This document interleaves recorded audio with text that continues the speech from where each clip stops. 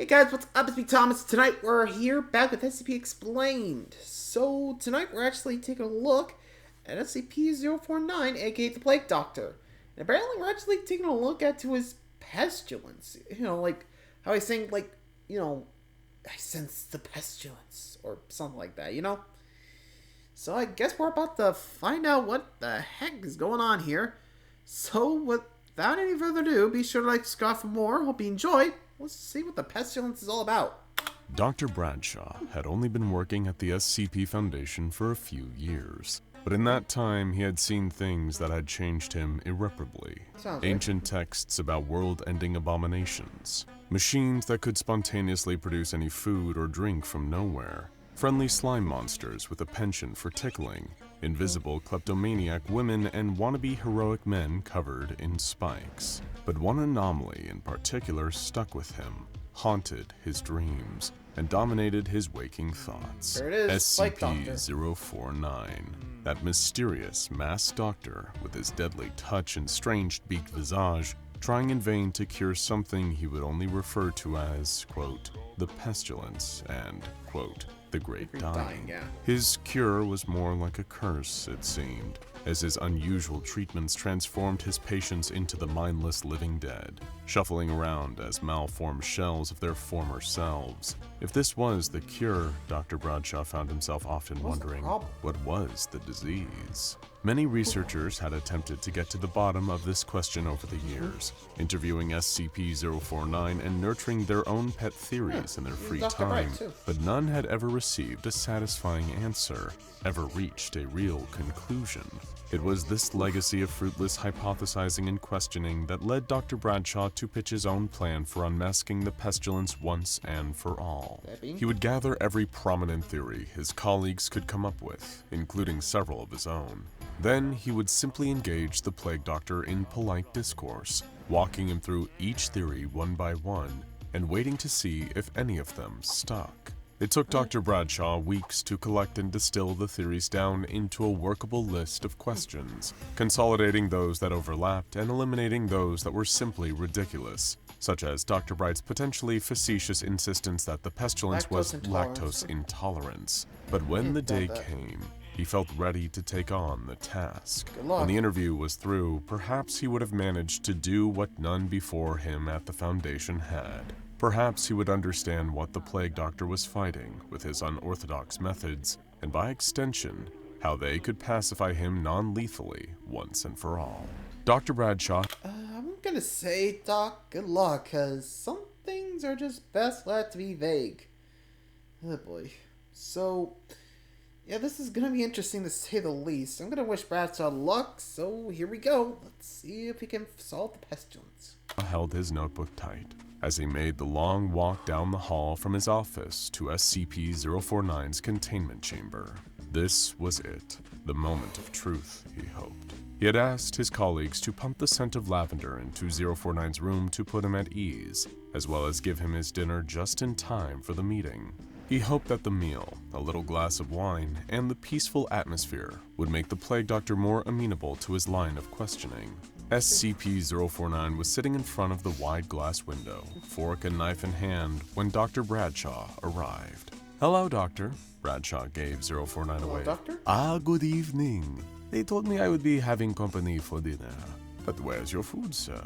"Oh, I'm not hungry." Dr. Bradshaw brushed him off politely. "No sense. It would be horribly rude for me to eat while you have nothing. Excuse me," he called to a guard nearby. "Please bring this man a helping of what you've served me so we may dine together." With a sigh, Dr. Bradshaw nodded at the guard, giving him permission to do what the Plague Doctor asked. A few moments later, he too had a tray with a plate of fish and roasted vegetables and a small cup of wine on the side. "Now, may I ask you some questions?" The Plague Doctor nodded. "Indeed. What is it that I can do for you?" "I was hoping you could teach me more about the pestilence." Dr. Bradshaw began delicately. The Plague Doctor perked up. "Have you come to assist me with my work? My dear fellow, why did you not say so from the start? It would be my honor to provide you with all the knowledge I possess on this subject, if you intend to lend a hand." "I just want to understand more about it first," Dr. Bradshaw said. It wasn't quite a lie, not really. He did want to understand. He flipped open his notebook, scanning the page for the first of the posited theories he had gathered. Is it possible that what you refer to the pestilence, you're talking about pain as a whole? The plague doctor cocked his head to the side. What do you mean? Well, you once described SCP-096 as being afflicted with an extreme case of the pestilence, I believe. And when you cure someone, they're no longer able to feel any pain, physical or emotional. I know that you mean well, but is it possible that's what you're trying to treat? The pain that naturally afflicts all human life, most living things? The plague doctor scoffed. You think that I, a physician, am so ignorant of pain? That I would misdiagnose agonies as something so devastating as secret dying? If you are here to insult me, sir, I will simply ask that you leave. I'm sorry, that was not my intention. Please, let me stay. I promise I'm only here to try and understand. Will you withhold judgment until I'm finished? One man of science to another? The plague doctor paused, mulling this over. He nodded. I will hear your questions and do my best to answer them.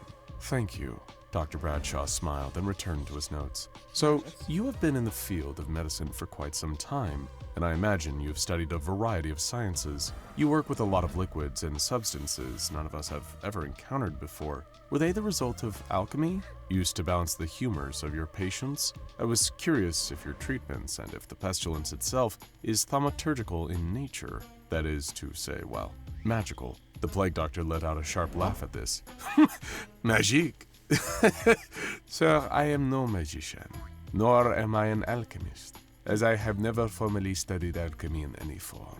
The humors, of course, must be balanced for proper health, but that has nothing to do with alchemy, in my opinion. How is your black bile? You appear to have an excess of it. Do you experience a great deal of stomach pain? Dr. Bradshaw rushed to steer the topic away from him and his health, lest the plague doctor offer to treat him. Not particularly. Next question. His eyes returned to his notes. Let's see. We've noticed that you seem to cure those who are most afraid of death and dying. And when you first arrived at our facility, you stated that there was less pestilence here than other places you had been. Most of our staff have seen enough death and misfortune that it no longer frightens us. We're inoculated against it, essentially. One researcher working with you was afraid of death at first, but as he came to accept it as an inevitability, you said that he was no longer infected. Is the pestilence fear itself? Or more specifically, the fear of death? The plague doctor mulled this over. One's outlook, one's attitude can impact their health. It is easier to fight a disease when one does not let fear take over. But other than that, I'm afraid I do not understand your question.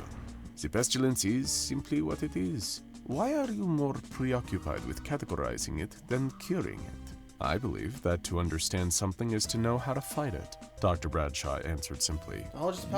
We may differ there, but you may continue. I'm grateful for the company, and for your desire to understand, misguided though it may be. Thank you, Doctor. I wanted to ask you, are you familiar with the Scarlet King? The plague doctor's expression did not change. I have seen the rise and fall of many monarchs in my time. Why would you ask me about this Scarlet King? That wasn't a no. Well, Dr. Bradshaw began. According to legend, one of his many daughters was Pestilence, a bringer of disease and destruction. Is she the one you intend to fight? I know not every single form the Pestilence takes, only the grip it has on this world. SCP-049 answered, For your sake, I would advise you to avoid speaking of such matters. That king, he is not a thing you wish to face. Dr. Bradshaw jotted down a quick note in the margin of the page. Scarlet King connection possible. Then he returned to his line of questioning. Have you spoken with SCP-343? I have, the plague doctor nodded. And what did he tell you? It is not worth going into here. According to him, the pestilence that you refer to is humanity's free will. You were changed by something a long time ago, a tragedy that turned you towards your work. You came from a dark place, one of the places even 343 can't see. Is that true? I will not answer that question. It is an insult, SCP-049 said. Again, not a no exactly, but still Dr. Bradshaw did not want to push too hard, too soon, and risk the doctor terminating their conversation. My apologies. True. You gotta make sure you're on the evil level of this guy, otherwise you might get trouble here. So far, we haven't been able to identify anything that's really out there, but it's interesting to say the least. Hear what you hear. Anyway, next up. Geez, I'll shift to something different. You once treated the bubonic plague, correct? SCP-049 shook his head. No, I am not familiar with that particular condition. Dr. Bradshaw had prepared for this. He pulled a medical illustration from his notebook, depicting a victim of the Black Plague. What about something like this? SCP-049 sighed. Ah, now this ailment I have encountered before. I did my best to treat it, but it was stubborn. Is it related to the pestilence? Dr. Bradshaw asked. Not necessarily. 049 said nothing more than that. He took a sip of wine, ate a bite of potato. He wasn't going to offer any more insight into that particular theory, it seemed. I mean no offense with this next question, but Doctor, have you always lived here, on this planet? Or did you make your way here from another world of some kind? Perhaps the pestilence came from wherever you did. The world has changed around me a great deal in my life, SCP-049 said, but I have always been here, at least as best as I can recall. He seemed to be telling the truth, but with that unmoving, inscrutable expression, it was difficult to be sure. This next theory would be extremely difficult to float without offending 049, but Dr. Bradshaw had to try. He needed to do his due diligence. Are you familiar with the story of Typhoid Mary? He would ease into the idea. That would probably be best. I am not. SCP-049 sounded puzzled. She was an asymptomatic carrier of typhoid, Dr. Bradshaw explained. As others grew sick around her, she remained healthy and well. She had no idea that as she worked as a cook in the houses of wealthy families, she was infecting them with a deadly disease. It was not any moral failing of her own. She didn't understand what she was doing, but she still spread the virus throughout her community. Stop right there. The plague doctor's tone was stern, tense. I know what you are suggesting, and it offends me to my core. If you do not cease these vile implications, I will be forced to end our talk here and now. I am a physician, sir. I do not endanger my patients so recklessly. I understand. Better to leave that theory alone for now. You said that you have always been here, but I do have to ask, have you ever heard of a place called Alagara? There are those that claim you once lived there, that you came from that kingdom. I have never heard that name that I can recall, but I have lived a long life. Perhaps I have forgotten. What nation does that belong to? Dr. Bradshaw paused. It was his turn to be stumped. I'm not sure. Do you know who the Black Lord is? He couldn't be certain, but he thought he saw SCP-049 frown. Villain! A villain! He grumbled under his breath. I banish him from my thoughts, that he may never again enter my sight. His gloved hands clenched into fists, and Dr. Bradshaw jotted down another note in the margins. The Black Lord. He had devoted plenty of time to everyone else's theories. It was time for one that he had been earnestly considering. Doctor, it is my opinion that the pestilence may be connected to emotional state or heart rate, perhaps both. When you treat your patients, do you remove the heart or the amygdala to address those issues? I've noticed heart removal during a handful of your procedures. You have a keen eye, SCP-049 enthused. However, I do not always remove the heart. It varies greatly from patient to patient, you see. For some, the heart is a crucial part of the infection. For others, it impacts the brain. Others still the liver or the larger nervous system. That is why it is so difficult to treat, you see. It can manifest in seemingly infinite ways. But what about emotions? Negative impulses, cruelty, selfishness, hatred. Is that a component? I was reviewing your file and you mentioned an excess of the pestilence in the home of a wealthy man known for exploiting his workers and mistreating his family. When you were cross-tested with SCP-682, you remarked that the pestilence did not only impact humans, suggesting the anomaly was also infected, and you cured your patients. Well, they don't seem to have a hateful impulse in their bodies. Hate can be a disease. The plague doctor took another bite of food, chewing slowly. When he swallowed, Dr. Bradshaw expected him to elaborate on this thought, but he didn't. So, Dr. Bradshaw broke the silence. The four horsemen of the apocalypse, the ones that bring about the end of the world. War, famine, death, and pestilence. There have been stories about them for thousands of years. Do you know Pestilence personally? Are you protecting us from him from the end of days? SCP-049 scoffed. I work in science, not stories. I intend no disrespect to your beliefs, but surely you hear how absurd that sounds. Pestilence does not ride in on a horse. It resides in the body. You've lost patients before, haven't you? Every physician has if what they are treating is severe. It never gets any easier to do so, I'm sure. Oh, that's right. Have you ever lost someone special to you, though? Done something you truly regret? Perhaps the pestilence was a manifestation of some guilt or trauma, some shame he could never truly let go. Every man has regrets. Do you not have those secret shames, Doctor? Dr. Bradshaw changed the subject. I have always wondered this. Can you see the misdeeds that someone has done? Can you somehow sense the sins of their past, all the harm they have caused? Why do you ask? SCP-049 cocked his head again. Are you afraid I can see something within you? He couldn't explain why, but the question made his stomach turn. No, he answered. It was a lie. Will everyone catch the pestilence eventually? As time goes on, the odds do become greater, yes. But not everyone is doomed. Is that it? Is it time? The passage of time, aging, decay, the great dying, you called it. So is it dying itself? Your cured patients, they don't age. They never decay any more than they already have. Death is not natural, SCP-049 simply said. All things die eventually, Dr. Bradshaw argued. I have not died yet. SCP-049 took a drink of wine. Well, there was no arguing with that. Something else I've been thinking about is the possibility that the pestilence is greater than just one thing. Dr. Bradshaw began his next theory. Doctors believed at one time that the plague was caused by an imbalance of the humors in the body.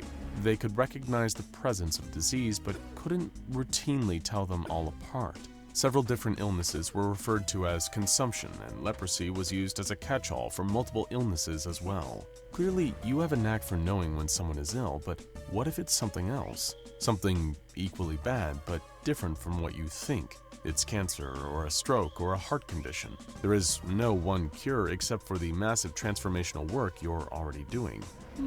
Possible, SCP-049 mused. I will need to consider that point carefully. Perhaps you have unlocked a secret to the pestilence I missed. And again, perhaps not. If the pestilence is not death, and I do have to wonder, is it the opposite? Life is a temporary state for so many of us less lucky than you, and it seems like you cure your patients of natural life when you treat them. They become something not quite dead, but not quite living, at least not as they were. And illness, ailments, hurt all comes as a natural side effect of being alive. So, is the great dying life itself? I do not understand the question, and thus I will not respond to it, SCP-049 stated. Dr. Bradshaw could sense that the plague doctor was growing frustrated, getting tired of so many questions that poked at his beliefs, his research, and his process. Is the pestilence natural or something man-made? Humans have created diseases before or caused them to mutate or worsen them with chemicals we invent. Have you heard of Agent Orange? I don't mean to digress, but my point is, it's not unheard of for people to be responsible for a disease. I wonder, is the pestilence something that developed on its own, or is it our doing? A biological weapon, a synthesized virus, or artificial mutation created by other scientists? Or maybe... Dr. Bradshaw paused here, referring once more to his notes. Is it sin? Greed, lust, wrath, pride, envy, gluttony, sloth? Maybe not that biblical, that exact, but is it evil? The sort of thing that rots away at a human soul. Not a plague of the body, but of the very essence, and the only way to cure it is to rip the whole thing out and start over. You seem to have the answers in mind before you ask me these questions, Doctor. I will allow you one more before I take my leave. I have found this whole ordeal quite exhausting. Dr. Bradshaw nodded. Okay, just one more. Is it something unnatural, not man-made, not of nature, viruses, or bacteria, but something else altogether? Something from another dimension, another world, or the spaces in between? You've been cagey about the nature of the pestilence for as long as you have been here, and I understand if you are just being cautious, but I can't help but wonder if there is something else to the reason you keep so much to yourself. You promised to tell me about the pestilence, but you've barely responded to most of my questions except to dismiss my ideas. Is the pestilence something that spreads by thought, that lives in the consciousness or the subconscious of us all? waiting, dormant, for something to activate it and set the sickness free. The plague doctor set down his fork with a clatter. I respect your scientific curiosity, but there are things I cannot share with you. For my safety, for yours, for everyone's, do take care, Doctor. You too.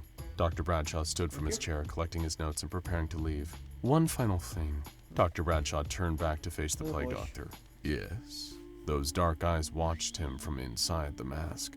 Do you see any of the pestilence in me? The silence that passed between them felt like an eternity. Then SCP-049 spoke. No, sir, I do not. But one day, that could change. As Dr. Bradshaw made his way back to his office, the words echoed in his mind, and he couldn't make up his mind whether they were comforting or troubling. He had gone into the meeting with questions, but now he had even more than he started with. Now go check out a day... Yeah, that does sound like something the plague doctor might do. So, no new clues, but definitely has some interesting connections to the Scarlet King and the Black Lord. Whatever that last one was. I have to look that up on the later. So for now, thanks for watching, everybody. And until next time, like Scott for more. See ya.